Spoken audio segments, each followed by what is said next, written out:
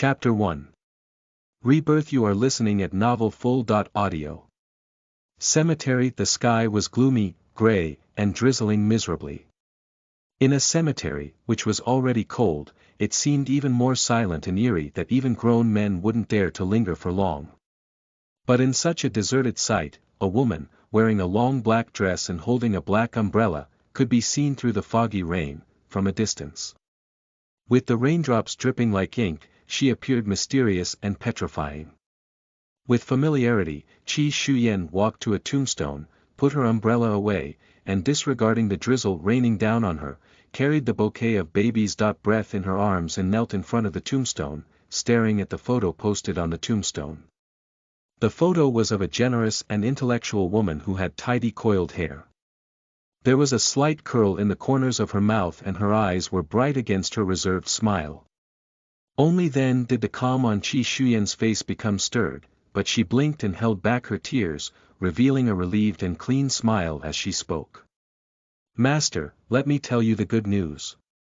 I've wiped out that ungrateful apprentice with my own hands for you. His family went bankrupt and he died. He was hacked to death under the chaos of knives, into exactly 108 pieces. You should also rest in peace under the 9 springs. 1.9 springs is the underworld in Chinese mythology." A hacking cough suddenly assailed her as if she was about to cough her lungs out. She hunched down and covered her mouth with her right hand. It was all blood. Bright red, which irritated the eyes. Scarlet blood also stained her lips, making her otherwise white face seem even more pale and transparent, while a circle of dense fuzzy black aura enveloped her from head to toe. If certain Taoists were to catch sight of it, they wouldn't definitely avoid it. Usually, a black cadaveric qi hovered on the shoulders of a person guilty of a major crime, but her entire body was shrouded with it. In the end, just how much blood had washed her hands?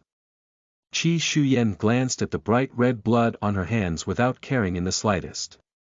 She took out a paper towel and wiped it clean as if it were a walk in the park. Obviously, it wasn't the first time she'd had such a fatal cough. "I know that if you were alive and knew what I've done, you would have surely scolded the shit out of me." Qi Shuyan's strength was failing, so she sat down beside the grave and chuckled softly. If the black cadaveric qi shrouding her brows was to be ignored, that smile was remarkably sweet. But soon, her smile dimmed down. "The person I care the most is sleeping underground, so how can I stand by and watch those who have killed you, enjoying the riches and glory, and domestic bliss? If the cost is my life, slaying these enemies with my own hands is worth it." Qi Shuyan slowly stood up, bowed deeply, and gazed at the picture while letting out a long sigh. "Master, apprentice is finally coming to see you once." She was running out of time. Outside the cemetery, she stood on a bright, wet road. She was about to open her umbrella, but probably drained of strength in her hands, a gust of wind swept the umbrella away, which had just propped open, into the middle of the road. She plodded step by step and was about to bend down to pick it up when she suddenly saw a large speeding truck in the corner of her eye. The terrain here was so remote and peaceful, and such a big truck couldn't ordinarily be spotted. However, Qi Shuyan wasn't in the least bit surprised. Her luck converged on a black puff of cadaveric qi, and it wasn't strange for something to happen. She took a deep breath of wet mist mixed with rain and watched as the huge truck came crashing in without dodging in the slightest. In fact, for a celestial master like her, escaping a minor car accident like this was a piece of cake. But avoiding this one meant there would be another one. Having employed her most insidious and powerful method to slay her enemies, her chance of survival was almost certainly zero. Accidents of the like would only get worse and worse after the last. She closed her eyes, and even if she did it again, she wouldn't regret it. Between the lightning and flint, the bulky truck rushed forward and the lone, thin figure was crushed raw under its wheels without even a sound, akin to rolling on a fallen leaf, except for the bright red blood that sprayed and stained the damp road. "Sweetie, sweetie." Qi Shuyan tightly closed her eyes and vaguely heard her father's call. Her tightly locked brow loosened. So nice. She'd never thought she would hear her father's familiar voice again before she died. Qi Lingyan straightened his waist and sat down at the head of the bed. He felt distressed as he smoothed his daughter's tightly wrinkled brow and scanned her thin little face, then felt another bout of heartache. He knew that he wasn't a good father, because of his military career.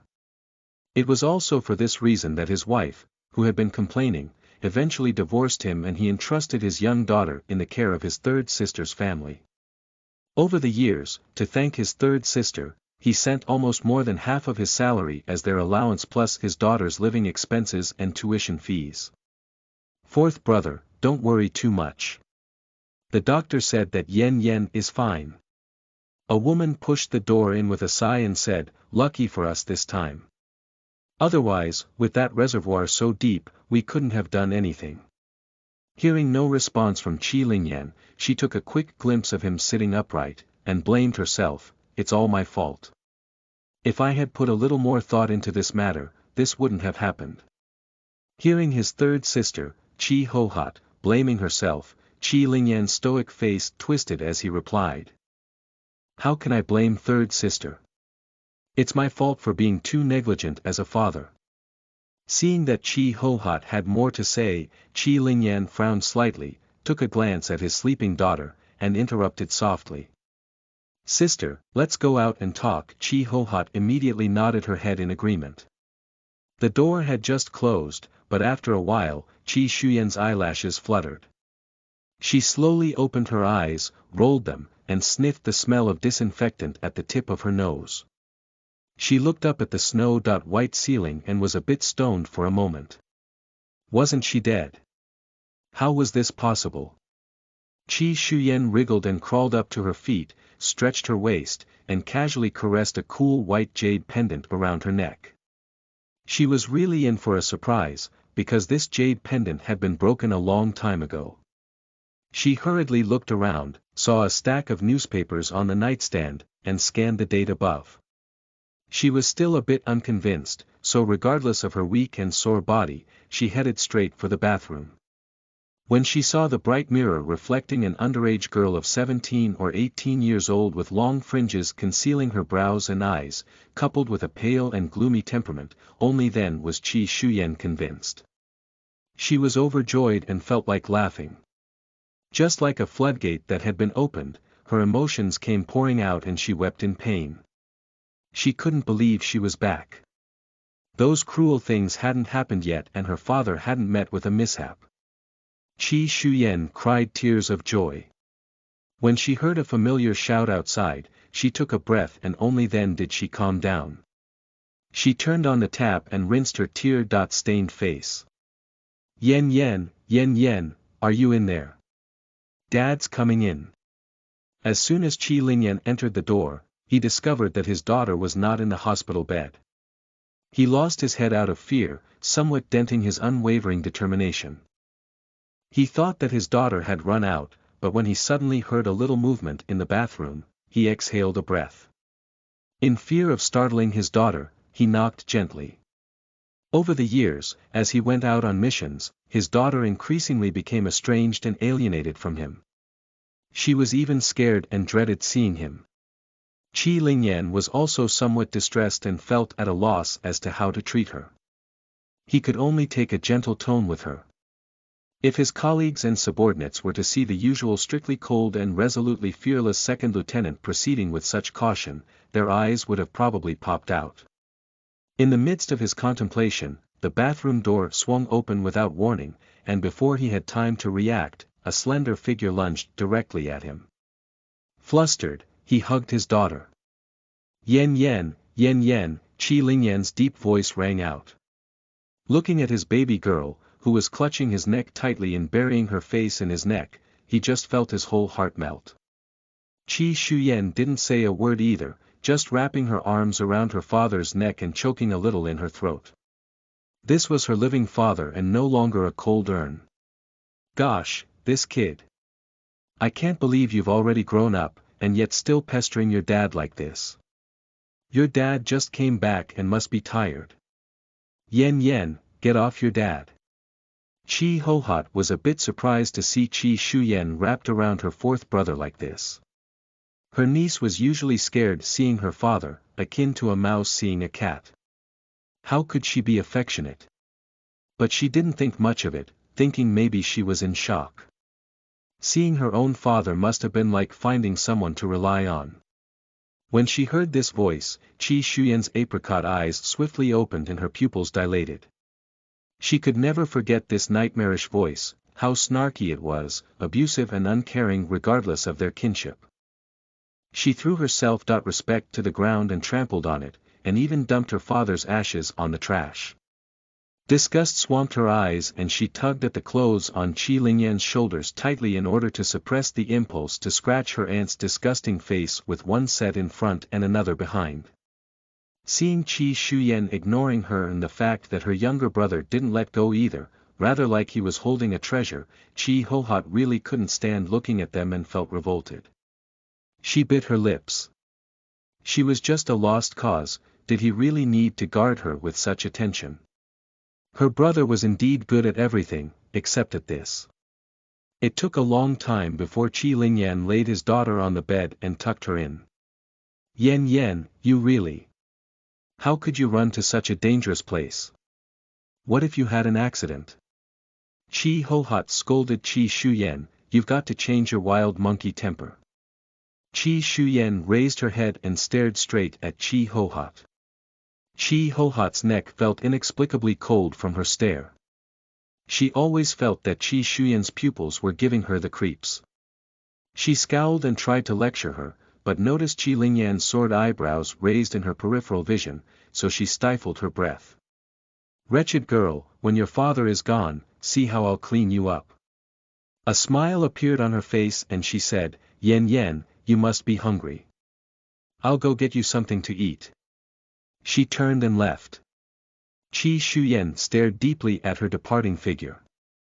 Yan Yan, are you uncomfortable anywhere? Be sure to tell me and the doctor. Qi Lingyan looked at his daughter in a daze and flicked her forehead. A penny for your thoughts. Dad, can you not leave? Qi Shuyan blinked her teary apricot eyes and tilted her small head on Qi Lingyan's shoulder. As soon as Qi Shuyan heard a sigh coming from above her head, she pushed Qi Lingyan's head away and buried herself under the covers. Yan Yan, just give Dad some more time to think about it, will you? Qi Lingyan struggled. Okay, you need to think carefully. Qi Shuyan poked her head out and stared straight at her father's eyes. Qi Lingyan couldn't help but feel a bit helpless. By the way, Yan Yan, your aunt said that you always run back to the house to sleep and have a hard time sleeping in other beds. She can't spare a hand to take care of you either. So, let her take your 3 cousins and move in directly with you some other time. It's good if someone is there to look after you, too. Qi Shuyan sneered inwardly as she heard the same arguments as those in her previous life. Her aunt was really proficient in her schemes. Too bad she wouldn't be so stupid as to lead the wolf into the door this time. Chapter 2. One played the villain, one played the good cop. You are listening at novelfull.audio. Qi Shuyan shook her head as tears shimmered in her eyes. She looked fixedly at Qi Lingyan and complained, no, that's our home, I don't want to let anyone else in. Qi Shuyan knew her father too well. If other adults were listening, they definitely would have scolded her for being inconsiderate. Although Qi Lingyan, who had transformed into a daughter slave, was somewhat helpless, he felt that his daughter's territorial awareness was a tad too strong. But seeing Qi Shuyan on the verge of tears, he was immediately at a loss and consoled, okay, no one else, there's no need to cry. Qi Shuyan's tears turned into laughter and she loosened up. She felt a bit sleepy and yawned. This body was really too weak, but she was still clutching Qi Lingyan as if she was afraid he would run away. Sleep if you're sleepy. Qi Lingyan lowered the pillow for Qi Shuyan and brushed her messy hair to the side of her face. Qi Shuyan nodded and gave him her full attention, with the love and attachment of a child clearly visible in her eyes. Come on, Dad will be here with you. Close your eyes. Qi Lingyan rested his right hand over Qi Shuyan's eyes, both happy and distressed. He was happy that his daughter, who had always alienated and rejected him, was now clinging to him affectionately. But at the thought that his daughter suffered so much evil, he felt heartbroken. A glint of sharpness flashed in his eyes. This had better not be artificial, otherwise, he would never let go. Qi Shuyan felt drowsy and drifted off to sleep again. When she woke up, there was nobody around her. Qi Shuyan scanned the room in panic. Could it be that seeing her father yesterday was all a dream? It wasn't until she touched the white jade pendant around her neck that she calmed down a bit. Without wearing her shoes, she got out of bed and pushed the door. Then, she walked towards the right side of the corridor. Damned bastards, I'm gonna kill them. They dared to treat my daughter like this. A furious voice echoed from a stairwell. Qi Lingyan had doubts about his daughter's inexplicable fall into the reservoir. When he sent his subordinates to investigate and heard that it was a prank connived by several people, and also that his daughter was being bullied at school, he roared like an enraged lion. Go back to the army. What? Go back. What kind of bullying has my daughter gone through? I'm gonna kill them. Qi Lingyan, who was gripping the phone, sensed a presence out of the corner of his eye. He was about to scowl back, but when he saw at a glance that it was his daughter, he was instantly flabbergasted. He attempted to curb his murderous appearance and put on the kind and benevolent fatherly look, but unfortunately, the contrast between the two was too great that he couldn't work out switching his expressions. Instead, it resulted in a distorted look. Sweetie, why didn't you put on your shoes, you'll catch a cold. Qi Lingyan also knew that he was powerless to turn back the clock and was exposed, so he could only change the subject stiffly. He knew his daughter was afraid of him, so he never dared to lose his temper in front of her for fear of scaring her. Watching her father's face at this moment, Qi Shuyan only thought that her father was funny and cute. Why did she ever think he was scary before? Even though her father was tall, brave and fierce, he loved her unconditionally. He might have been mean to anyone, but never to her. In the afternoon, the doctor came to check her again and ascertained that Qi Shuyan's body was fine, so she could be discharged and sent home to recuperate. In the car. Sweetie, I'll take you to your third aunt's house first. I still have some things to take care of. Qi Lingyan informed her, your aunt stewed ginseng chicken soup for you, so you need to recuperate at home. Qi Shuyan raised her eyebrows and was about to refuse, but when she saw that Qi Lingyan left no room for arguments, she lowered her eyes and nodded. It was a no-brainer that what her dad was going to deal with later had to be related to her. He was not at ease leaving her alone in a cold home and feared that no one would take care of her. Unbeknownst to him, he was delivering a sheep into the tiger's den. Her third aunt was like prickly stubble. They drove to Qi Hohat's house. Qi Lingyan took his daughter and thanked Qi Hohat's family for taking care of her. Fourth uncle, did you bring us presents? Qi Hohat's two younger children, her second son, Gao Yuanyang, and her third son, Gao Yuanxin, both greeted. Gao Lingxue also looked over and just crossed her hands over her chest, her expression somewhat cold and arrogant. Qi Lingyan grinned broadly and generously gave 3 red envelopes to each of the 3 children. Look at you, you're still giving red envelopes to the children. We're all family and it's only right for us to take care of Yan Yan, said her aunt's husband, Gao Han, but he made no move to stop his generosity. Look at this little skinny face, you've really suffered. I have specially made you ginseng chicken soup. Qi Hohat feigned distress and attempted to take Qi Shuyan's hand, but she dodged away. Qi Hohat's face stiffened a bit and she gritted her teeth. This silly little girl, did she think she wouldn't dare to do anything to her with her father present? But still, she forced a smile and faced Qi Lingyan. Her sharp eyes caught sight of something in his hand, and she quickly asked, brother, what are you carrying? Soft shell turtle, sister. Please stew it for Yen Yen, she has been pale these past few days. Gee, look at that turtle head, it must be some years. What a real treat. Chi Hohat was surprised and delighted when she took it over. This kind of turtle was so expensive and she would never buy one. Her brother seemed to have a lot of money still left in his pockets. She calculated loudly in her heart, but kept her smile and said, "Don't worry, brother, I'll stew this tonic for Yen Yen." Chi Hohat said so, but deep inside, she thought that giving this tonic to this damned Chi Shuyen was simply a waste. Better let her two young sons have it. Chi Shuyen looked at Chi Hohat's excitement and thought that her two sons would definitely end up eating the cooked turtle. Chi Lingyan gave Chi Hohat an account of everything and left in a hurry. "Go back to your room and don't just go wandering off. Give me any more trouble and I'll break your legs." As soon as Chi Lingyan left, Chi Hohat's smile disappeared and she ordered somberly, "Hey, Hohat, don't talk to the child like that. Look, you've scared her." Gao Han said, "Yen Yen, your aunt is only doing it for your own good.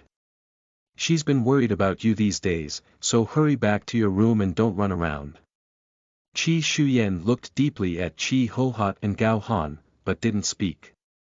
She turned around and went upstairs, pausing deliberately at a corner. "This kid is so gloomy all day long, she's really bad luck. Don't show any hands in front of your brother these days and try to be as nice as you can. You have the final say when he's gone. By the way, you proposed earlier to move to their house, did brother.in.law agree?"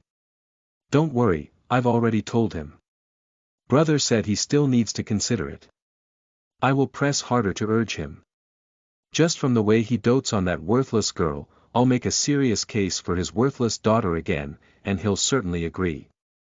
Chi Hohat grinned triumphantly. "That's good, their house is worth a lot now, if." Gao Han deliberately drew close to Chi Hohat's ear and whispered.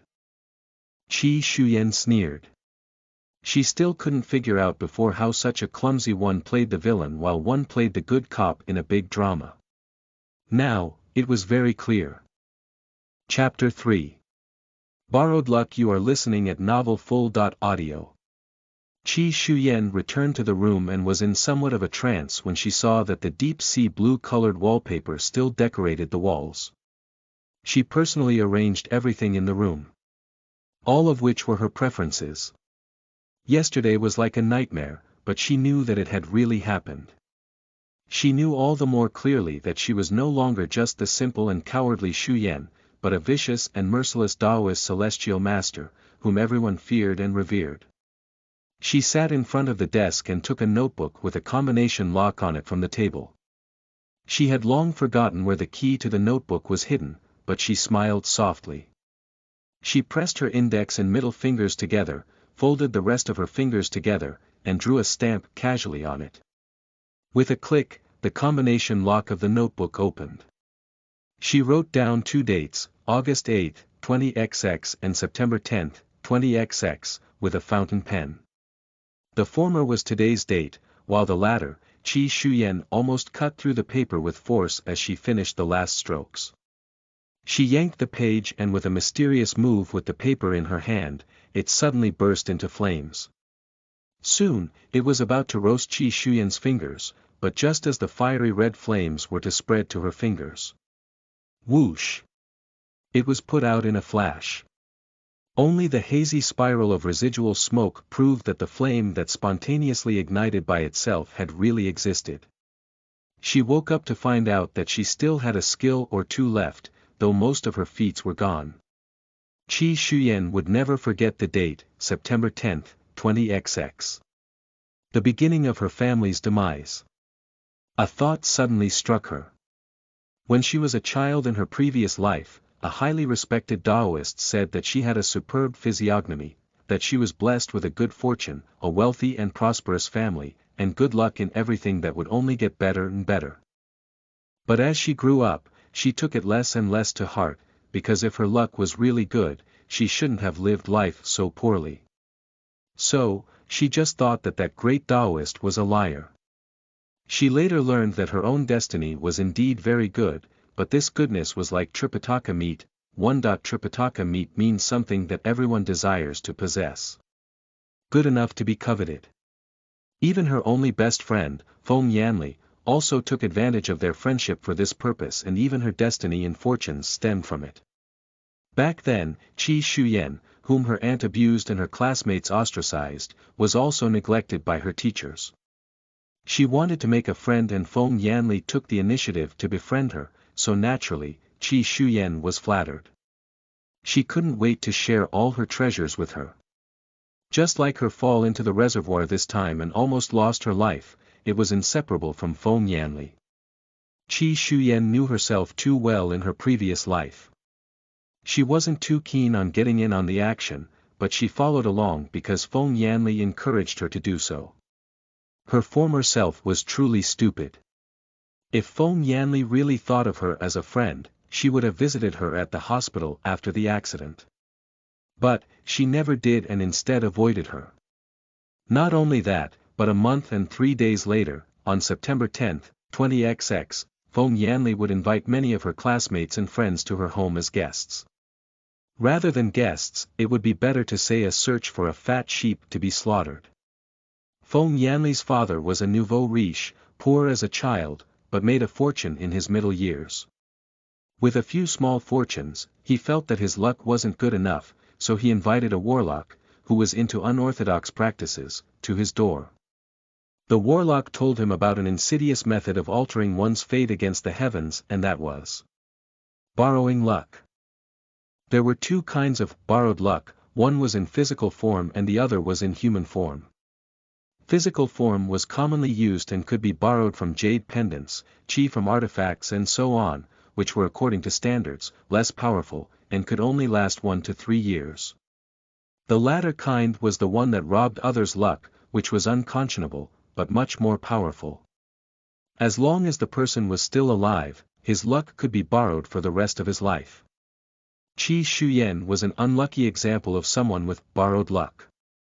She really felt like such an idiot now that she had thought about herself at that time. It was unbelievable how she never doubted Feng Yanli. After that day, she treated Qi Shuyan enthusiastically. It was a pity that instead of sensing the approaching danger, Qi Shuyan delivered herself to the door eagerly.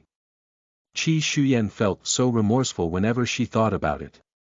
It was because of that borrowed luck that her family was ruined. Then, her father died in the line of duty. She failed her college entrance examinations. Her relatives took possession of her properties. Her third aunt and uncle even robbed her only house and threw her out. On the contrary, Feng Yanli's family was like a godsend. Her family became richer and richer, and their fortunes skyrocketed. Feng Yanli grew from being a dark-skinned fat girl into a fair-skinned beautiful woman, like 2 entirely different people. She even got engaged to the son of a wealthy family and got married in grand style. Their extravagant wedding was even shown on TV. But Qi Shuyan's bad luck didn't end there, going out and treading on shit to find a job. She was usually fired after half a month, even for the most common waitress job which required no degree. She frequently bumped into outrageous customers and was made fun of or humiliated. But in order to survive, she had to keep looking for work. From toilet cleaner, street cleaner, sanitation worker and the like, she did it all. But no matter how hard she worked, no matter how tough her character was, she was always fired in less than half a month for no reason. She was finally reduced to being a vagrant and sleeping on the streets. Fortunately, her life wasn't cut short. Her master picked her up and said that her face was strange. Apparently, she was born with good fortune and had the physiognomy of the wealthy, so she wondered why she was reduced to such a lonely bitterness. She did the calculations for her and only then found out that someone had borrowed her luck. Fortunately, the discovery was made in time, or her life would have been in danger. When Qi Shuyan recalled Feng Yanli's deeds, her pale face flashed with bloodlust and hostility, hatred blazing in her eyes. Even though she could have taken revenge by virtue of what her master had taught her, her father, who regarded her as a treasure, was gone at that time and everything had already passed. What's more, if Feng Yanli had known her fate and fortune, she definitely wouldn't have given up. Qi Shuyan almost crumpled the hard cover of her notebook with her twisting grip and her eyes reddened. She wasn't that simple and kind girl with a weak inferiority complex. Her revenge had to be fulfilled now. A tooth for a tooth and an eye for an eye. Anyone who dared to threaten her family, she'd kill the gods, if gods blocked, and kill the Buddhas if Buddhas blocked. She would hunt them to the ends of the earth. Those who harmed her would also be brought out one by one and broken into pieces. A sharp banging on the door interrupted Qi Shuyan's thoughts. The person who knocked on the door probably felt impatient when nobody opened it and directly kicked the door. Dud, Qi Shuyan, come out. It was Gao Lingxue, the eldest daughter of her aunt, Qi Hohot. Chapter 4. Third aunt is biased. You are listening at novelfull.audio. Qi Shuyan didn't get up despite hearing the banging on the door. Her eyes turned cold. Gao Lingxue had always been one to bully the weak, but feared the strong, and only dared to search prestige before the weak. Her former self indeed feared her, more so because she lived in her home. She felt like she was a parasite under their roof and so tolerated her in fear of offending her. Never did she realize that some people could be even worse. Gao Lingxue was definitely the kind who would want a foot when they won an inch. She robbed Qi Shuyan of her things several times, and after tasting a little bit of sweetness, the more she spurned her young cousin. As soon as she ran out of pocket money or fancied Qi Shuyan stuff, she would circle around and try every means to rob her. Besides, Qi Hohot was extremely patriarchal and regarded her daughter as worthless. Although not as abusive as she was towards Qi Shuyan, her treatment of her daughter and two younger sons were poles apart. Qi Lingyan, on the other hand, lavished his only daughter, Qi Shuyan, with loving care. Because of this, Gao Lingxue fell far short and became even more jealous and disgusted with Qi Shuyan. Gao Lingxue kicked the door outside for a long time, but seeing that Qi Shuyan had yet to come and open the door, she was already a bit enraged. She'd recently taken a fancy to the piece of white jade around Qi Shuyan's neck and tried to get Qi Shuyan to give it to her. However, Qi Shuyan, who has always been meek and obedient, refused. She wasn't in a hurry either. She would get whatever she wanted anyway. But her uncle's visit at home today had stimulated her again. She had just dropped a bowl clumsily, yet her mother poked her on the forehead and scolded her. Then, her uncle dropped Qi Shuyan to their door and even bought turtles for her health, wanting them to take care of her again. Her rage earlier surged up just looking at the love and care overflowing in his eyes, triggering her envy once more. Why did Qi Shuyan always get the good stuff? She wished she could reincarnate as her. Her heart was filled with resentment, wondering why her uncle wasn't her real father. It would have been nice if he was her own father. She was so upset that she wanted to come and find trouble with Qi Shuyan, but looking at the closed door, her anger shot higher. She actually dared to ignore her now that her father was here to back her up. She slammed the door hard and cursed loudly, Qi Shuyan, you be *tch, wait till your father is gone, I'll make you sorry. The soundproof wasn't actually good for the commotion here. The two busy adults downstairs just pretended that nothing was happening. Elder sister, what are you doing? What are you playing? Instead, it was 7-year-old Gao Yuanxin playing below, who was drawn up by the banging. Seeing his sister's angry face, he immediately patted his chest, pointed inside and said, is that bad woman inside bullying you? Sister, I'll help you hit her with my small car. He controlled his car to hit someone, only to find that the door wasn't open. He pounded the door unhappily, hey, open the door for us. You, bad woman, are a coward. Although Gao Yuanxin was still young, his mother and his sister kept on whispering in his ear that Qi Shuyan was an outsider. They had spent a lot of money on her, but she was truly worthless. Especially when he wanted to buy toys, his mother would tell him she couldn't afford it because all the money in their house had been spent on this unprofitable girl. He was curious at that start, then grew to hate this cousin. The table was full of 5 dishes, 2 meat and 3 vegetables, and most importantly the large bowl of aromatic turtle soup in the middle, which made the evening's dinner very sumptuous. The meat dishes and turtle soup, however, were all tilted on the side of Gao Yuanxin and Gao Yuanyang's family, and only 2 plates of vegetarian dishes, with practically no oil and water placed a bit far away, were in front of Qi Shuyan. Qi Shuyan surveyed the table with no interest. "Mom, it smells good, so yummy, I want meat." As soon as 7-year-old Gao Yuanxin smelled the aromatic turtle soup, he started pointing and making a scene. Okay, sweetheart, Mom is going to serve you this." Qi Hohat picked up a spoon and began to serve the soup lovingly. First, she gave her second and third son, who were at the apex of her heart, a full load of meat and soup until their bowls were almost overflowing. By the time it was her and her husband, Gao Han's turn, all the meat was served. Even Gao Lingxue, who she'd always picked on, got a piece or 2 of meat.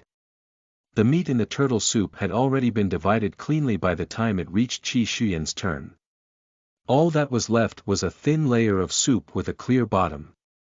Qi Hohat even feigned surprise before saying, Yen, the soup is the most essential part. You are a bit weak, so you should make up more. The rest of the turtle soup will be all yours. Qi Hohat didn't feel that there was anything wrong with her behavior, but rather thought that she didn't have such good things to eat when she was a child. This little girl should be satisfied with having soup to drink. She gave the impression that Qi Shuyan was advantaged. Qi Shuyan almost laughed out loud. But everything that Qi Hohat did was all within her expectations, and she snorted, "Aunt, you're really generous. My dad bought me turtle soup, and you left me a pot of clear soup. Yen, how can you think of your aunt like that? Your body is too weak and your aunt is just afraid that your body will suffer if you eat too much meat."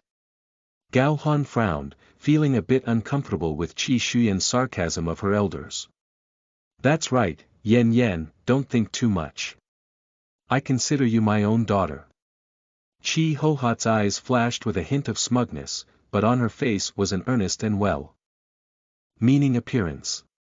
She didn't wish to get a bad rap from this little girl, but even if she did complain to her brother, she wouldn't be afraid. Words alone were no proof. By then, she'd just assume the wronged role and be silent.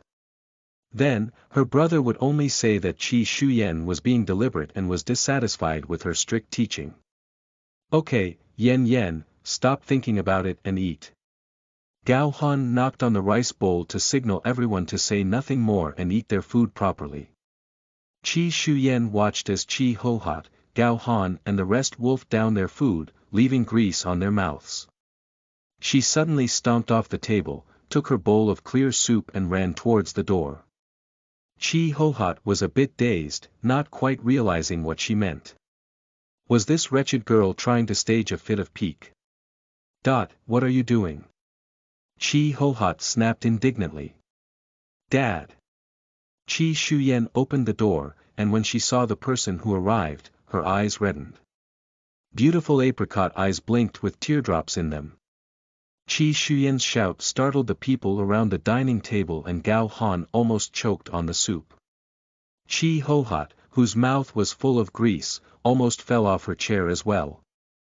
Gao Lingxue also put down her bowl and chopsticks in surprise. Only Gao Yuanyang and Gao Yuanxin were still holding their bowls and eating happily, while the others stared stumped at the door. Chapter 5. Fury. You are listening at novelfull.audio. Qi Lingyan went out to take care of the aftermath of her accident, but he was constantly reminded of his daughter and her dependence on him in the hospital. Seeing the wistfulness on her face when he left, the heart of this unbending, tall and well-built old man stood no chance and melted. Even though it was already dark and his concerns were inconvenient since it was evening, he moved swiftly and decisively, carrying a large bag of cherries and other fruits to his sister's house. Just as he was about to knock, the door opened coincidentally. The smile on his face disappeared without a trace at the sight of the bowl of soup in his daughter's hand and her red eyes. The entrance hall was very close to the dining room, so he approached with huge strides. His eyes were as sharp as a falcon's, sweeping over the table and taking a full view of everything. He saw the soft-shell turtle soup that he had bought in the afternoon to supplement Qi Shuyan's body filled Gao Yuanyang and Gao Yuanxin's bowls to the brim. His sister and her husband's bowls also had large chunks of meat, and even Gao Lingshue's bowl had a piece or two. The whole family's mouths were smeared with grease. As Xu Yan took her seat, he saw no meat. Leaning over a large area were only 2 plates of dry and plain vegetarian dishes. Qi Lingyan clenched his jaw. It turned out that this was how his good third sister and brother-in-law took care of his daughter for him. Fourth uncle, what goodies have you brought? Gao Yuanyang didn't notice Qi Lingyan's cold face at all. His eyes were fixed straight at the large bag Qi Lingyan was carrying in his hand. It looks like cherries, fourth uncle, that's great. 7-year-old Gao Yuanxin was also delighted. Without even wiping his oily fingers, he jumped off his stool and wanted to hug Qi Lingyan's thighs to show his love, but Qi Lingyan avoided him without hesitation. Fourth uncle, you're so great, these cherries are expensive, mother doesn't even buy them. Gao Yuanyang also stood up from the table and was about to grab it, but Qi Lingyan raised it upwards and Gao Yuanyang was left grabbing the air. Fourth uncle. Gao Yuanyang froze for a moment, obviously not fussed by Qi Lingyan's action. Previously, he used to grab anything from his uncle and he would let him take it without even saying anything. I bought it for my daughter to supplement her body. Qi Lingyan's face was gloomy and sharp as he stressed the word daughter. His icy eyes shifted to Qi Hohat. Qi Hohat shrank her neck in fright at Qi Lingyan's gloomy face. She felt guilty, but slyly quibbled, I just served Yan some turtle and she ate too fast. Had we known you were coming, we would have saved you some. Yes, Lingyan, don't misunderstand. Yan's body is weak and she can't eat too much turtle meat. I've heard others say that this turtle has too much tonic, and that the turtle soup is just the right temperature and most essential part. It could supplement her better. Gao Han also had the nerve to help out and said rightfully so. Qi Hohat immediately echoed Gao Han's claims when she heard them.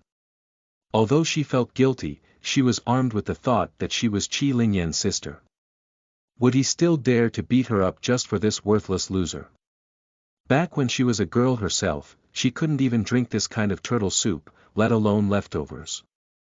This was already enough for such a loser. With this argument, she felt less guilty and looked at him with confidence. Listening to the sophistry of his sister and brother-in-law, Qi Lingyan almost burst out laughing in fury. When he came, he also thought that he would be troubling his sister's family, so he shouldn't visit their door empty-handed. His sister has always been stingy and would not buy these kinds of fruits, so he purposely picked some extremely expensive fruits as a token of their care for his daughter. But what did he see in his haste to come? He witnessed his sister's family deliberately grinding his own daughter. His daughter's lips were dry, which proved that she didn't eat at all. Her bowl of soup was as clear as water, he could see the bottom. He loved his precious daughter to his bones and didn't want her to suffer the slightest bit, so he entrusted her to his sister's family. But they treated Xu Yan like this.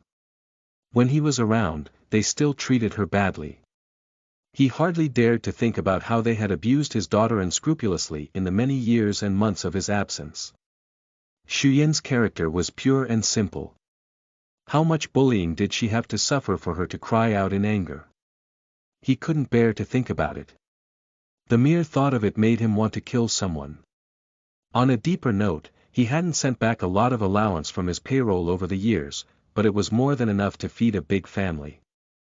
He knew that people were selfish, so he didn't mind subsidizing his sister's whole family as she had been taking care of his daughter for many years. So, he wasn't actually very concerned about where his wage allowances went. However, now that Qi Lingyan had come to his senses, he took a special look at Qi Shuyan. His memory was sharp, so he could see at once that the clothes his daughter was wearing were the exact ones he'd seen for years. As for Gao Yuanyang and his two siblings, their clothes were all brand new. Even his sister and brother-in-law were wearing quality materials. Qi Lingyan just felt like he had been slapped in the face. His face was burning in pain. It hurt. The pain almost stirred his wrath again, and heartache. The former was to his sister's family, and the latter to his precious daughter. Qi Lingyan took the bowl with a meager share in Qi Shuyan's hand and smashed it into the floor at will. With a muffled thud, it landed on the carpeted floor.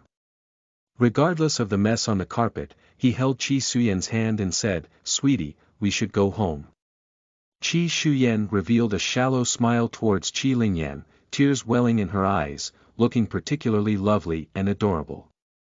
Yan Yan doesn't want to eat vegetarian food anymore. Qi Lingyan felt pained in his heart and replied, "Our Yan Yan should eat the best." Qi Hohat watched as the two moved and was dumbfounded. She was incredulous when she saw that the two appeared to be leaving. Were they to eat those alone? She glanced greedily at the large bag of fruits, which must have cost more than 200 yuan.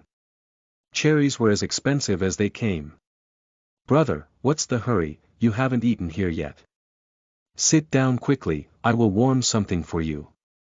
Qi Hohat was unwilling to just let this expensive fruit disappear without a trace, so she got up from the table and forced a smile. As she approached, she tried to lift the bag up in Qi Lingyan's hand and said, "Yan Yan's body can't stand the tossing and turning. You should leave this in the fridge for now, or else it will be rotten. Sister needn't worry. Even if they rot, it's better than not knowing whose belly it went into." Qi Lingyan scoffed. Qi Hohat's face froze for a moment. She was about to argue, but when she touched Qi Lingyan's threatening, blazing eyes, she was terrified and dumbstruck again. Seeing them about to leave in front of him, Gao Yuanxin, who was to the side, couldn't take it anymore. He plopped down on the floor, rolled about making a scene, and cried loudly. "Mommy, I want to eat cherries, I want to eat cherries." Qi Lingyan turned a blind eye to Gao Yuanxin's tantrums, his eyes indifferent. "Brother, look here, this child is crying like this, so you should give some for Yuanxin first." Seeing Qi Lingyan's indifference, Qi Hohat immediately forced a loving smile towards Qi Shuyan, who was standing beside him, and said anxiously, "Shuyan, I know you are a good girl. Look, your younger brother is throwing a tantrum, so just let him be. Let your brother eat these cherries first and next time, I'll buy them for you. Okay." Chapter 6. Break off relations. You are listening at novelfull.audio. But why should my younger brother always have to get everything that dad buys? The clothes, and all fruits are for him to eat. Qi Shuyan's eyes were blurry with tears. With confusion and grievances, she said. "Aunt, you keep saying that I am a good for nothing, is it because I am a girl, so I can't eat anything? I can't have anything. Should I also have to pick and wear hand-me-downs from others from now on? I can't even eat enough, so can I only eat others' leftovers?" Qi Shuyan turned on the waterworks with ease as soon as she said these words. She wasn't the cowardly and simple Qi Shuyan of the past. After experiencing strong winds and waves, a piece of white paper had long been dyed black as ink. If it were the former Qi Shuyan, Qi Hohat's gentleness would have definitely confused her. Hearing this, Qi Hohat panicked and felt bad, and stumbled to explain. "Yan Yan. You, what are you talking about? Yan Yan, how could you talk to your aunt like that?" Gao Han let out a gasp as well. "Sweetie, how could that be possible? You are Dad's baby, it's only right that you get everything." Qi Lingyan snorted coldly and gritted his teeth. Pitch-black eyes that were as unwavering as stars glared at Qi Hohat, as if he wanted to chew her raw. Chi Hohat's heart tightened and she retreated a few steps.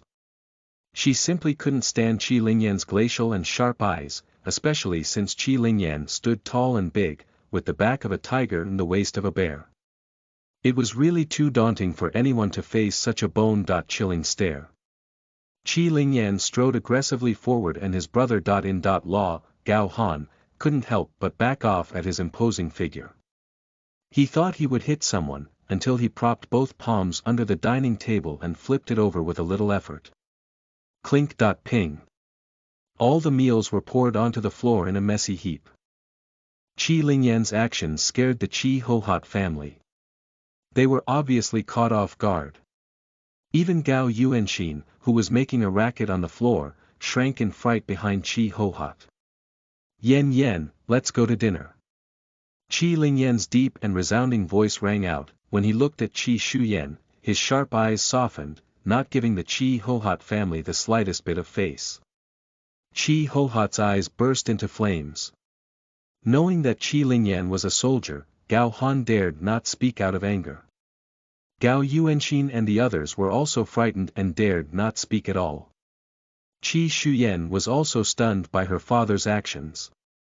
With wide teary apricot eyes, her lips slightly curled upwards. She didn't expect her father to break off relations with her aunt's family decisively for the sake of her not being a bit aggrieved.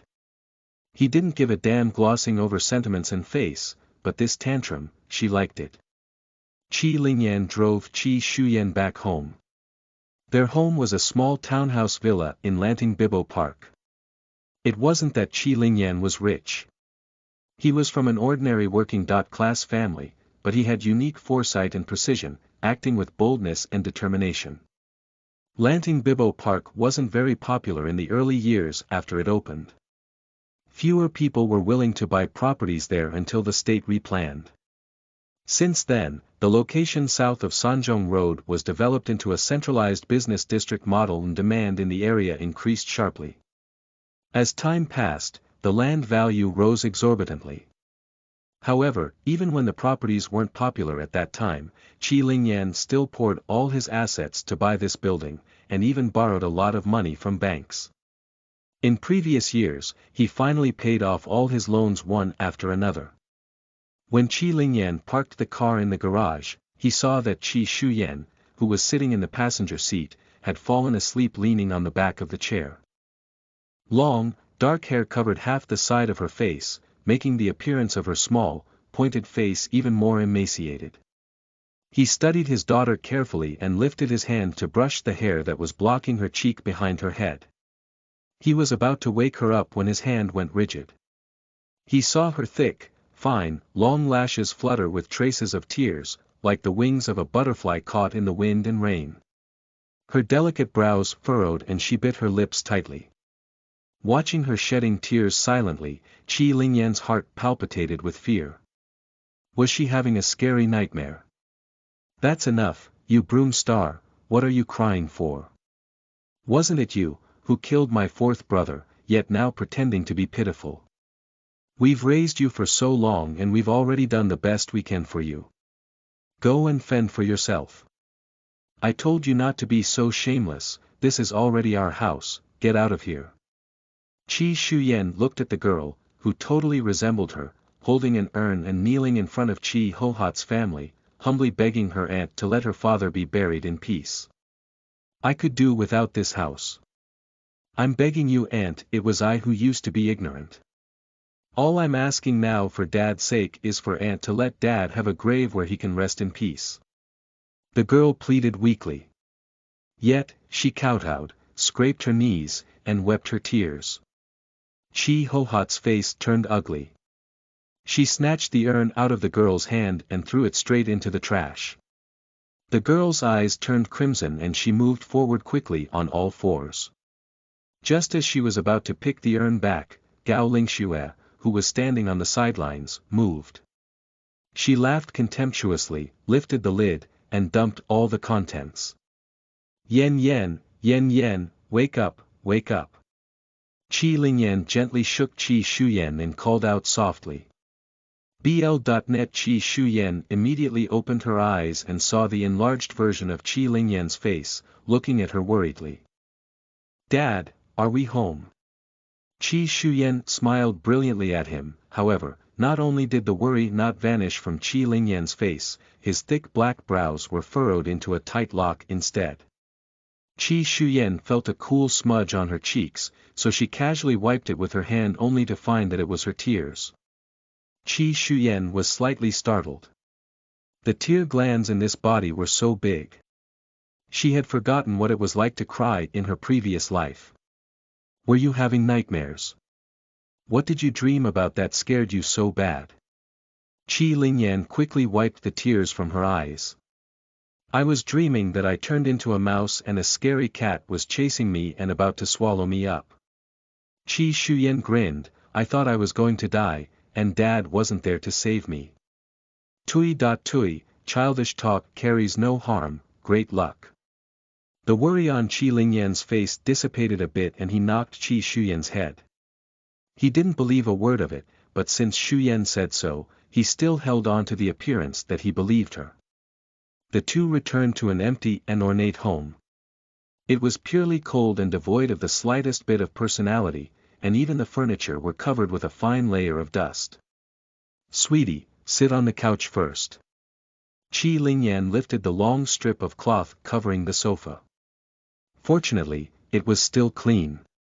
He took off his jacket and rolled up the sleeves of his white shirt inside, revealing his burly arms as he instructed, if you're hungry, have a few candies first.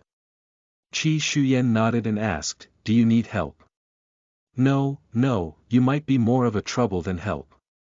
Qi Lingyan smiled at her, ripped the candy wrapper and handed it to her mouth. Scanning the living room and kitchen on the first floor, he sucked in his breath and raked his hair irritably. If he had known that they would come back to stay here, he would have called a cleaner. Dad, Grandpa's on the phone. Qi Shuyan glanced at the cell phone ringing on the glass tea table and called out towards the kitchen. Chapter 7. Purple and Gold Aura. You are listening at novelfull.audio. Qi Shuyan just called when Qi Lingyan, who was wearing an apron with a duckling on the chest, came out with his long legs and asked, what's wrong, sweetie? Grandpa and Grandma are calling. Qi Shuyan ran over and handed him the phone while Qi Lingyan's brow furrowed. He had a falling out with his sister's family on the front foot and his parents called on the hind foot. He thought it was no coincidence. He glanced at Qi Shuyan and said, the meal is almost ready, sweetie, wait a little longer. After saying this, he took his phone and went to the kitchen to answer the call.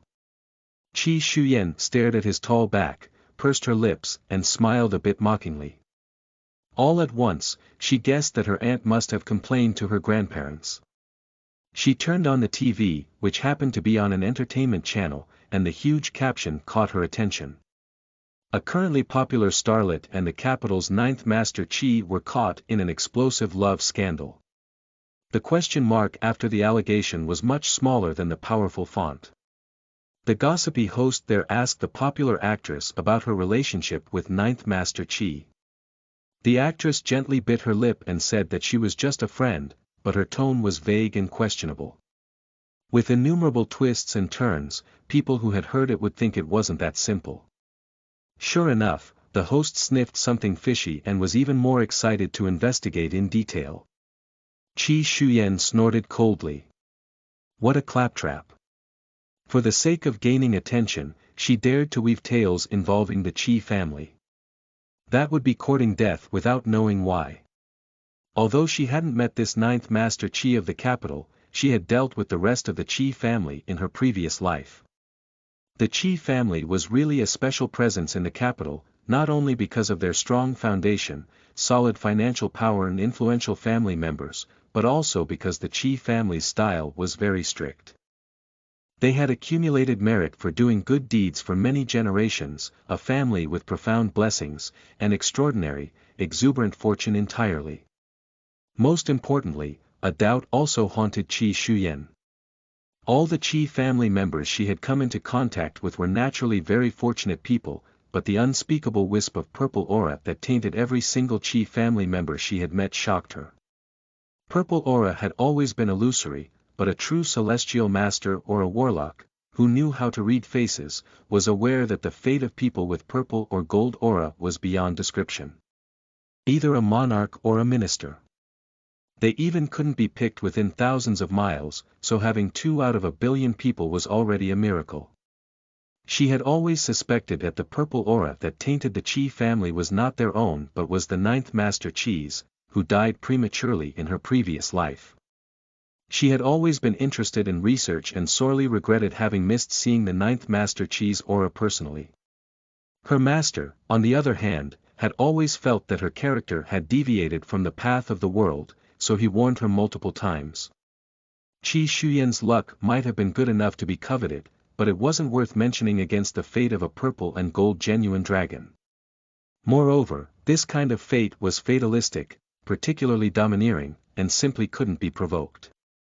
If anyone dared to covet it, to put it mildly, they would choke to death on their own spit, tread on dog shit, or encounter a car accident once they stepped out of their homes. This kind of bad luck would haunt them all the time and could cost a life or a serious injury. The most powerful celestial masters and warlocks were utterly terrified of dealing with people with this kind of fate unscrupulously. This could influence one's fortune tremendously, so they would never dare to mess with such characters so easily unless as a last resort. And judging from this starlet's face alone, she might have become popular for a short while, but not for long. Besides, her luck was a mixture of black and white. White luck was very common and many people had this kind of luck, but black was a different story. Black indicated that you must have done some bloody atrocities that cried to heaven. And judging from this starlet's fortune, she had no chance of success, so she must have relied on some unseemly means to reverse her luck. Qi Shuyan narrowed her eyes slightly, and at a glance, she saw the jewelry the starlet was wearing around her neck. If she wasn't mistaken, there must be ashes of a dead child hidden inside. It dawned on her in an instant that this starlet turned out to have kept a common thong to become a big hit. This practice had been passed down from the country. It might have been somewhat useful short-term and this starlet probably tasted a bit of sweetness, so she had been absolutely unscrupulous. But she failed to understand that she was just an ordinary person. At the end of the day, this common thong was a ghost. Not to mention others, if she carried it so close to herself, it would not only affect her luck, but would also risk her life. Furthermore, Common Thong was extremely jealous and had a lot of taboos. Inviting the devil was easier than sending it away. Qi Shuyan shook her head slightly. How could changing one's fate in defiance of the natural order really exist in this world? It was merely draining one's luck in the latter half of one's life, nothing more. After a few glances, she lost interest and switched to a few more channels. There really wasn't much to see, so she switched to an English channel at random. She glanced at the kitchen door, but her father hadn't come out yet. Feeling a bit hungry, she stood up and walked towards the kitchen. "Mom, it's not Yen's problem. I said I don't want to think about relationship issues for the time being." "Don't believe whatever sister told you either. It wasn't a matter of Yen being capricious at all." Okay, Mom, there's something else I won't tell you." Qi Lingyan was somewhat annoyed and said, "No, I'm not really impatient and angry with you. I was wrong, Mom. You should be a little more understanding, I just got home from work." "What, big brother is short of money? Want me to lend tens of thousands?" "Mom, but I've been giving almost all my salary as allowance to sister lately, I don't have any money on hand." "No way, Mom, this is my bottom line. This house belongs to Yen and I will never move."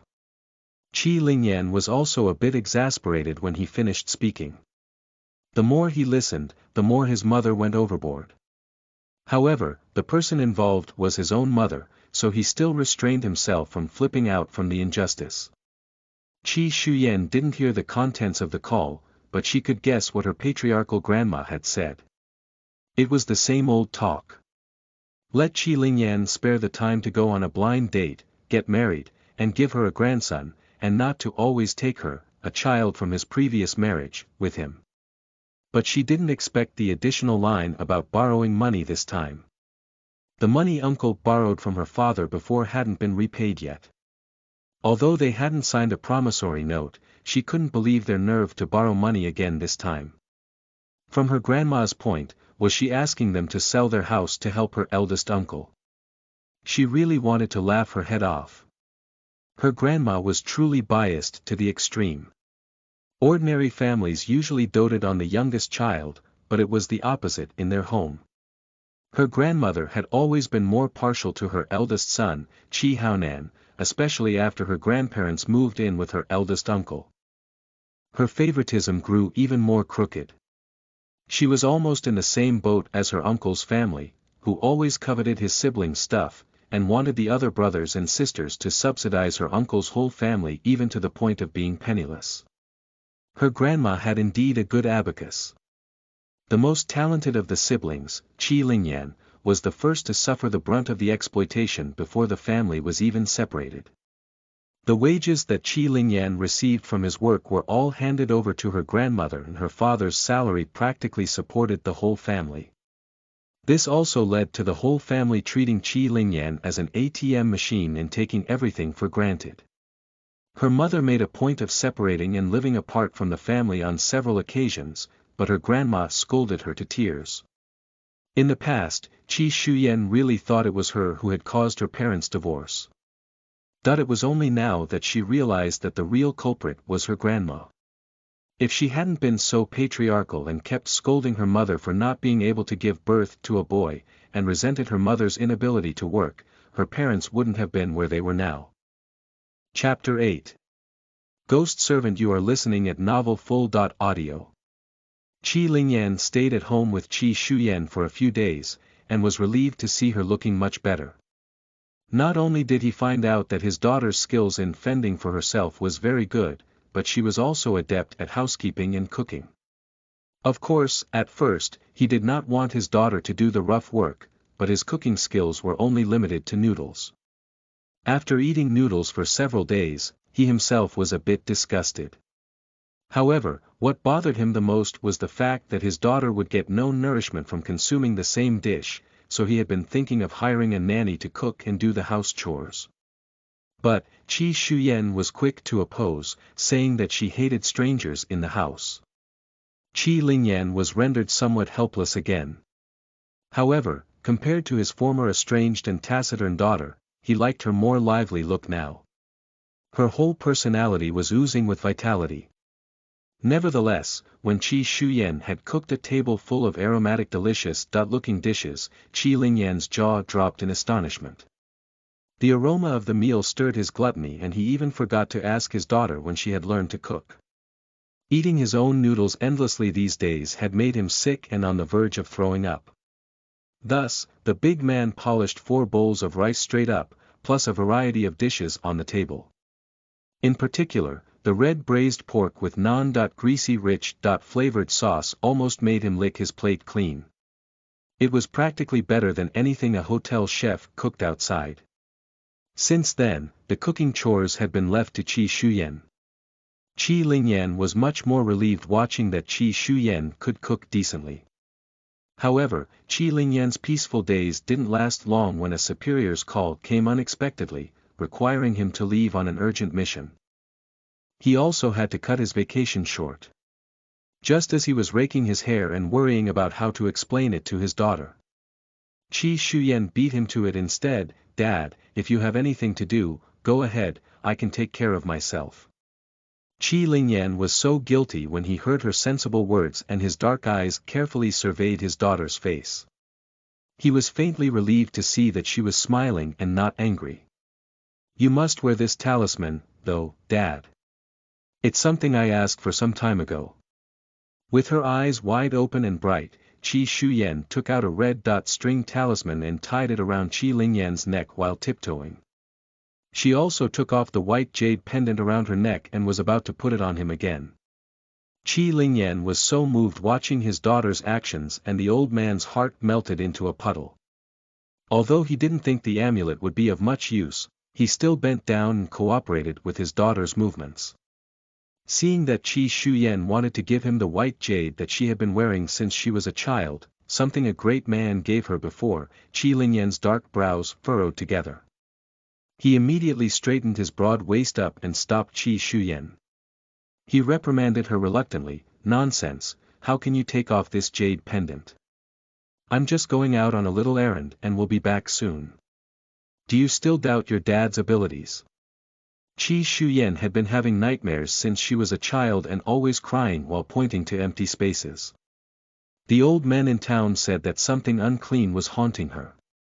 Qi Lingyan believed none of it and sent his daughter to the hospital several times, but instead of getting better, she got worse. Later, by coincidence, he ran into a crazy Taoist. Upon first seeing Qi Shuyan, the Taoist was surprised and then wandered around her repeatedly. Qi Lingyan, who thought he was either a lunatic or a human trafficker, nearly beat the man up directly.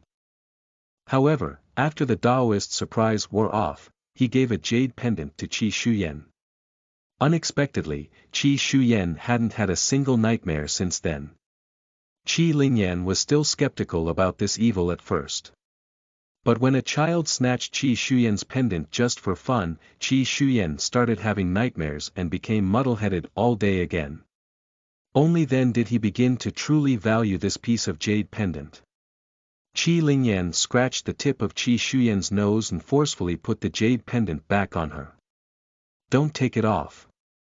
Qi Shuyan glanced at Qi Lingyan and knew that if she really took this jade pendant off, her father would certainly be worried about her. She could only reluctantly say goodbye to him, looking at his tall departing back, and a haze of gloom filled her eyes. In her previous life, her father died on this small task that he didn't bargain on. However, without her troubled luck this time, coupled with the talismans she drew, he should have been able to escape disaster. But even so, Qi Shuyan refused to take it lightly. It seemed that she would get to have a heart linkage mirror someday, so that she could see how his father was doing thousands of miles away. If there was any danger, she could get to him immediately. Qi Shuyan returned to her room and reclined in the middle of the bed, looking into the light and measuring the white jade pendant she had been carrying. This jade pendant was a good stuff, filled with spirit qi, and had the function of suppressing and keeping away inauspicious evil. Her physique was somewhat peculiar and she could easily get caught up in something sinister.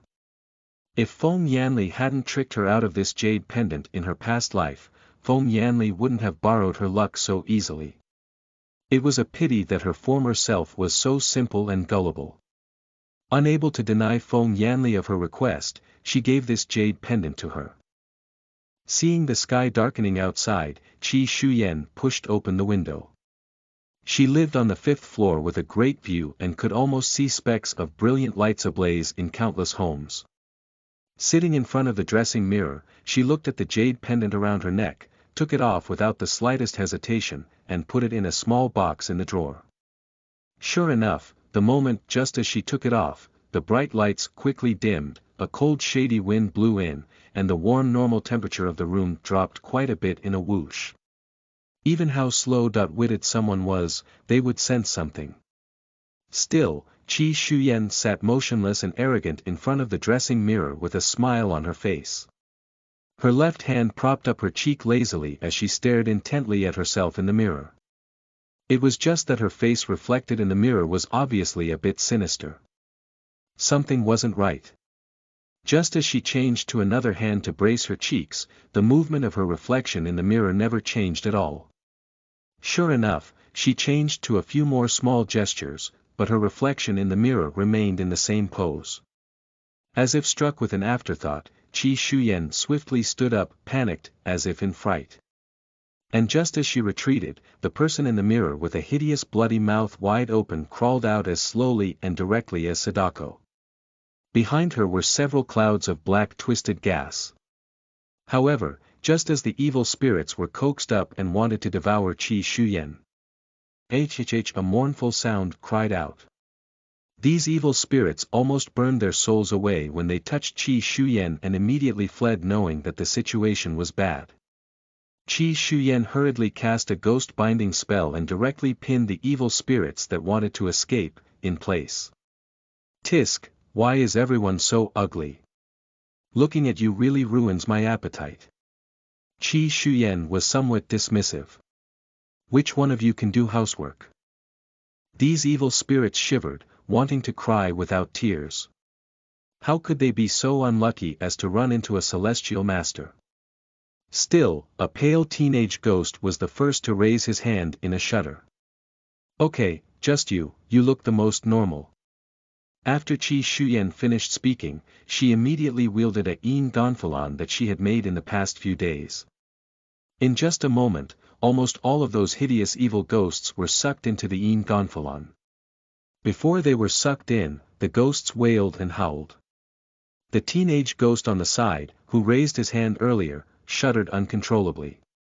In the future, I will be your master and you will be my ghost. Servant. Qi Shuyan was only 17 or 18 years old, but the sophisticated composure and ruthlessness in her apricot eyes revealed her true psychological age. Qi Shuyan grinned dazzlingly with her eyes bursting into a sharp glow like tourmaline, but her pretty face was still somewhat frightening under the restored normal light. The Yin Gonfalon that had expanded enormously moments ago fell into her hands and instantly shaped into a shiny, curved sickle. She looked at the teenage ghost to the side and asked tenderly, "Doesn't it look like the black and white guards of impermanence catching and locking up souls?" She spoke so gently, but scared the hell out of the teenage ghost instead, so much that he couldn't stop shivering in fear that she would stab him like those companions just now. So, he quickly bobbed his head. Chapter 9. Campus Bullying 1. You are listening at novelfull.audio. After taking in the ghost servant, Qi Shuyan was much more relaxed. The house was so big but she didn't even need to sweep for it to be spotless. Above all, a ghost servant's labor was free of charge. It was cheaper and worry-free compared to hiring a housekeeper outside. Qi Shuyan also went on a trip to an herbal medicine shop, and ran to several of them. With the living expenses her father gave her, she bought more than a dozen herbs and spent 60,000 yuan directly. In the end, only 5,000 yuan was left on her bank card. She just stopped before she bought everything, because if she kept on buying, she'd end up drinking the northwest wind. Qi Shuyan nestled in the bathtub of the bathroom, comfortably soaking in the mixture of herbs.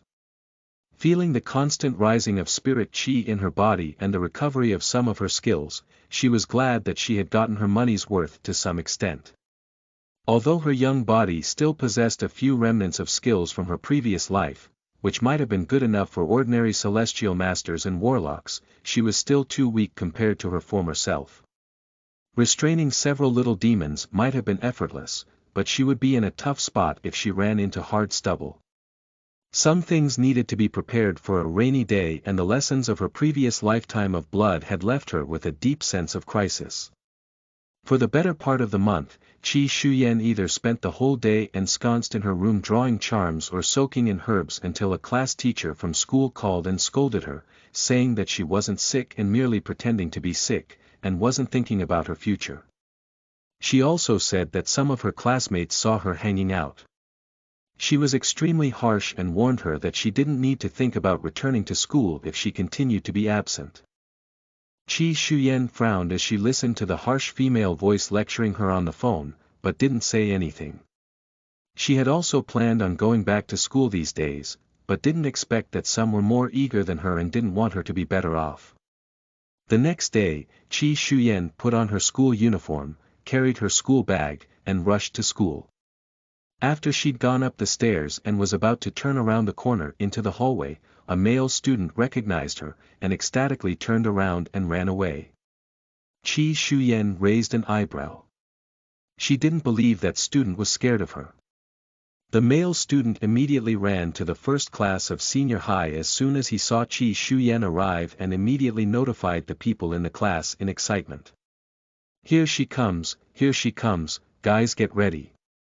A large wave of students writing their homework heard him and craned their necks in excitement to watch the good show. Qi Shuyan quickly passed through the corridor and arrived at the entrance of the first class of senior high.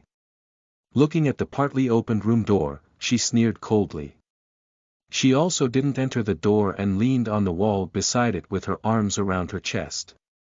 With the sound of the class bell, the English teacher hurried from his office with his teaching materials, and when she saw Qi Shuyan, who was standing in the doorway of the first class, he frowned. Qi Shuyan, why are you still hanging outside the classroom?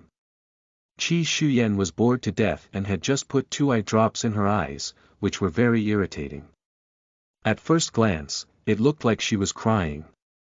The figure was quite blurry, so she quickly rubbed her eyes and clearly saw the English teacher in front of her. The English teacher had long heard that the relatively quiet girl in the senior class, Qi Shuyan, had always been bullied by her classmates, but many teachers couldn't do anything about these naughty classmates. They could only reprimand them with a word or 2 at best. He also used to think that the less trouble, the better, so he turned a blind eye to it. After all, the students at present were hard to manage. Hitting or touching them would result in their parents coming into school, looking for trouble. Even corporal punishment posted on the internet would get a lot of flack from the netizens. It was just that she was now being bullied in his class, which was clearly defying his authority. The English teacher was instantly furious and pushed open the door.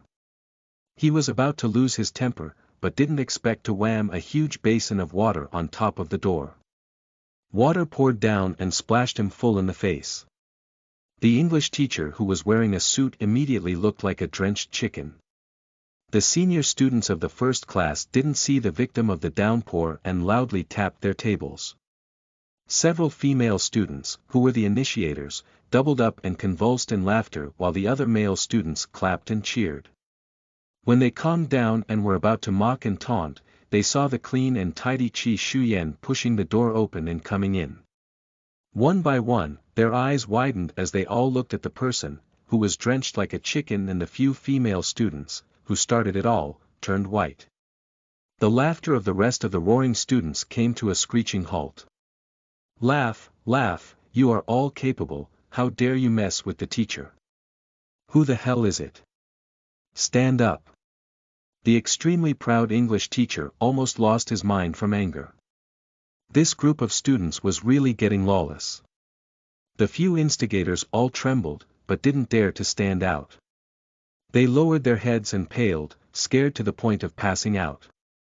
This English teacher was the male version of Mrs. Exterminator and was infamous for his strictness in the classroom.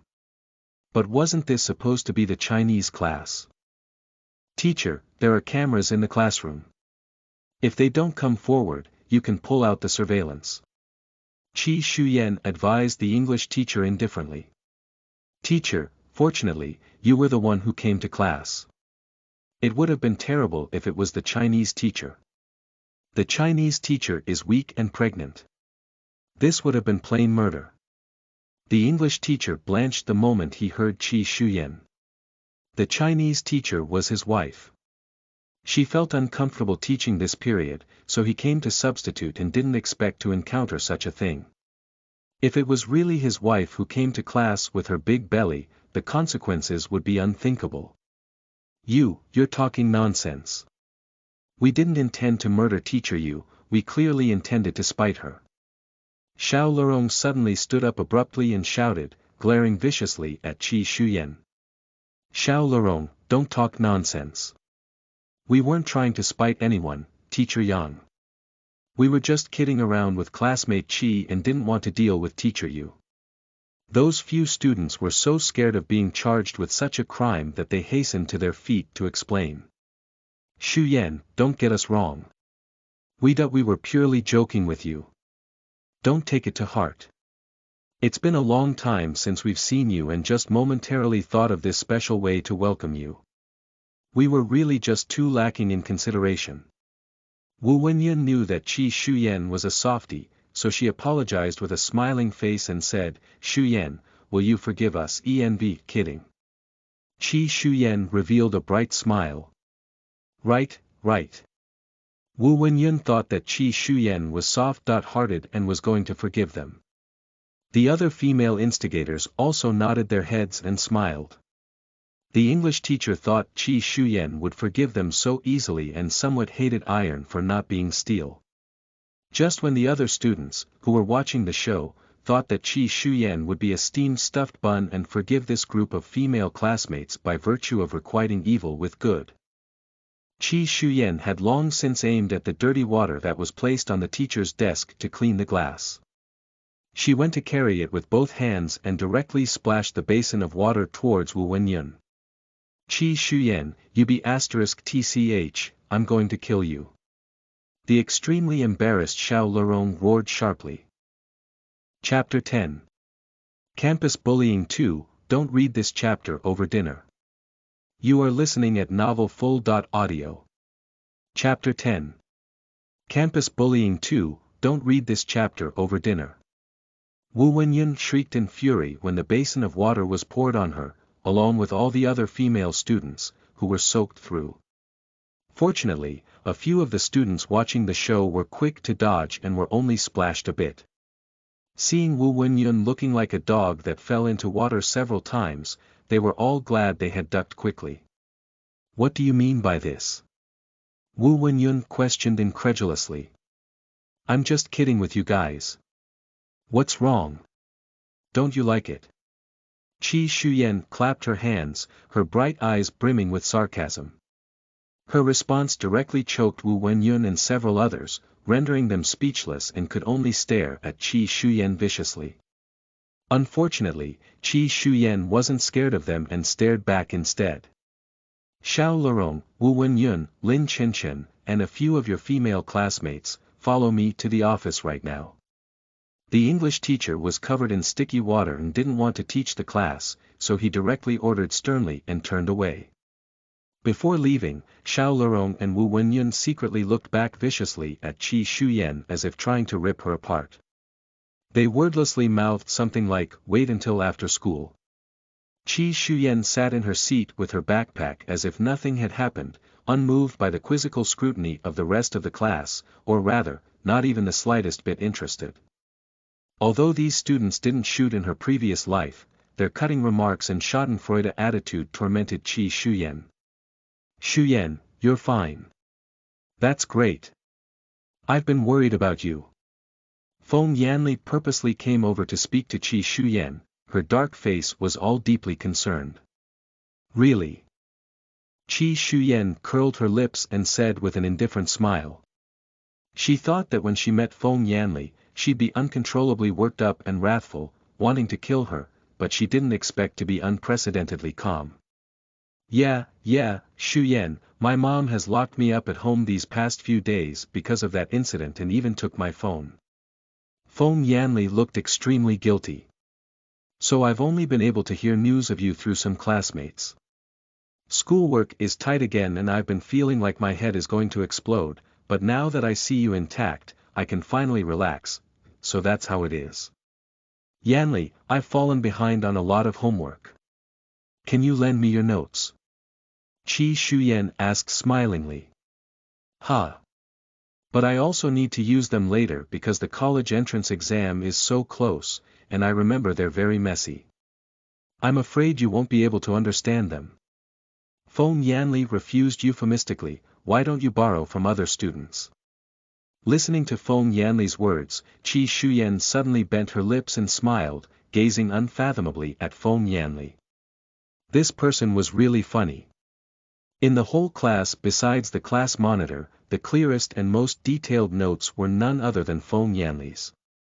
Unlike Qi Shuyan's lower to mid-level grades, Feng Yanli's academic performance was pretty good. Feng Yanli paid lip service to caring for her, but it was clear that her words and deeds didn't match up. She was obviously unwilling to lend her notes. She also had to rub salt in Qi Shuyan's wounds.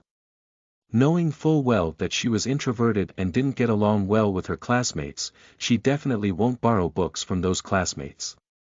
Most importantly, if Feng Yanli really cared about her a little bit, she should have borrowed books for her, knowing her difficulties. However, she didn't do anything. In her previous life, when Qi Shuyan knew that Feng Yanli fell sick, she painstakingly copied her notes on every subject for Feng Yanli. The result.